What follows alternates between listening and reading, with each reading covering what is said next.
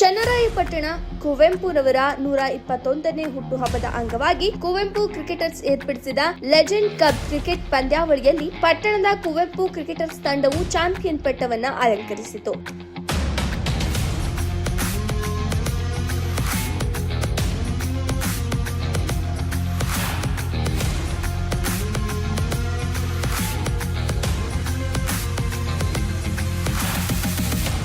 ಪಟ್ಟಣದ Arvind cricketers runner up ಪ್ರಶಸ್ತಿ ಪಡೆಯಿತು. ಇದೇ ಸಂದರ್ಭದಲ್ಲಿ ಮಾಜಿ ವಿಧಾನ ಪರಿಷತ್ ಸದಸ್ಯರಾದ ಎಂ ಗೋಪಾಲಸ್ವಾಮಿ, ಮಾಜಿ ನಗರ ಪ್ರಾಧಿಕಾರ ಅಧ್ಯಕ್ಷರಾದ ಅಣತಿ ಆನಂದ್ ಕುಮಾರ್, ಕಾಂಗ್ರೆಸ್ ಮುಖಂಡರಾದ ಉದಯ್ ಕುಮಾರ್, ಆರೋಗ್ಯ ರಕ್ಷಾ ಸಮಿತಿ ಸದಸ್ಯರಾದ ಕಲ್ಕೆರೆ ಮೋಹನ್, ಜೆಕೆ ಮಂಜುನಾಥ್, ಕುವೆಂಪು ಕ್ರಿಕೆಟರ್ಸ್ ಅಪ್ಪಿ, ಕುವೆಂಪು ತಂಡದ ನಾಯಕ ಪ್ರವೀಣ್, ಅಮಿತ್, ರವೀಂದ್ರ, ಸುಪ್ರೀತ್, ನವೀನ್ ಉಪಸ್ಥಿತರಿದ್ದರು.